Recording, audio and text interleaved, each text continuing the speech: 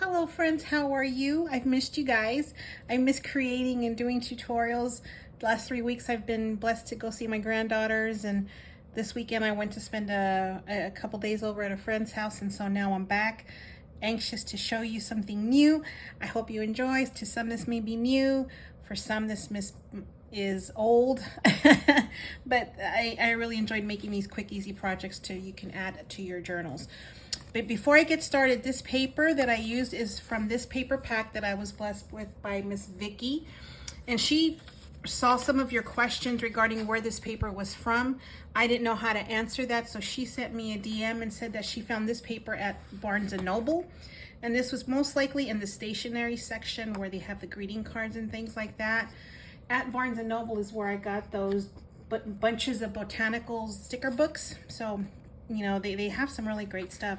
So this one is from Barnes & Noble. And this one here, Paper Designer, she's not sure if she got it from Goodies with Soul. It's an online store, or Amazon. So to answer those questions, here you are. Thank you, Miss Vicky. I truly appreciate it. I made two projects with one sheet of 8x8 paper, and I'm sure you can do it with a 6x6. I don't see why not. And so I just added a paper clip with a little charm and just a booklet with a couple of pocket pages, and that's it. And that's all she wrote. This was one sheet of 8x8 paper. I already made the second one.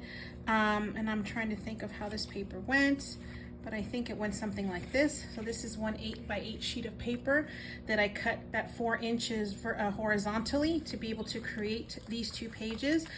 Now, in order to create this fold, I didn't score them. I actually all I did was grab the paper and folded it like this and like this to see where more or less it was even on both sides.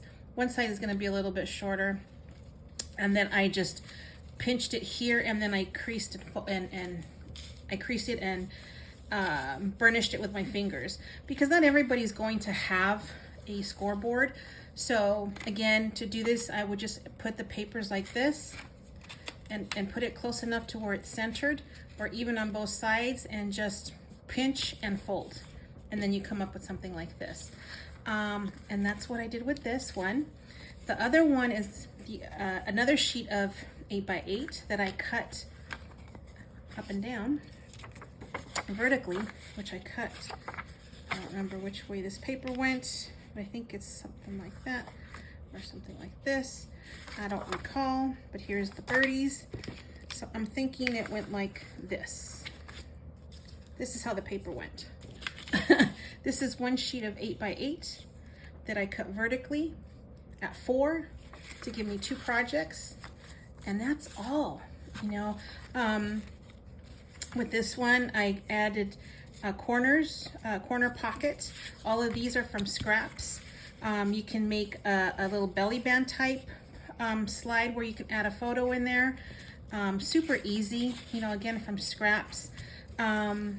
These stickers I got from Temu. And I had something I was going to show you, but I don't know what I did with it. But, oh, here it is. You know how sometimes you put a little tip for the day? You know how sometimes you put these things down, your stickers, and then you're kind of stuck because you don't want it in that place and you want to remove it but don't know how? I learned this on from my earlier scrapbooking days, that using the backing of your sticker sheet or whatever sticker you're going to use the backing of it and just gently put it at the corner till you catch it and wiggle it. You can see it lifting already, and it'll lift it enough for you to go ahead and peel it gently, but I'm not going to do that. And then you just stick it back, remove it, and place it where you want. This will keep it from curling the edges or the corners from you going like this, and it kind of curls it and then it looks ruined. So using the backing of your stickers is great to help you remove stickers. I don't know how it worked with this, but with these it works great. So just a little tip. And that's it.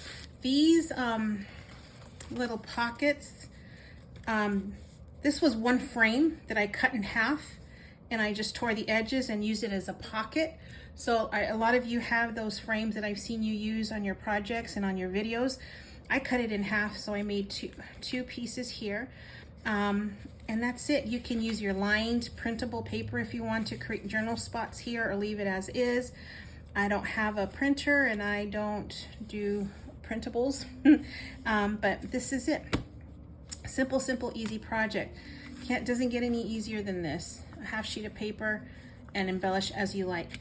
Again, you don't have to make the pockets. This way you can do a little belly band type where you can just slide a photo in the center, which you've seen me done on a couple of other projects.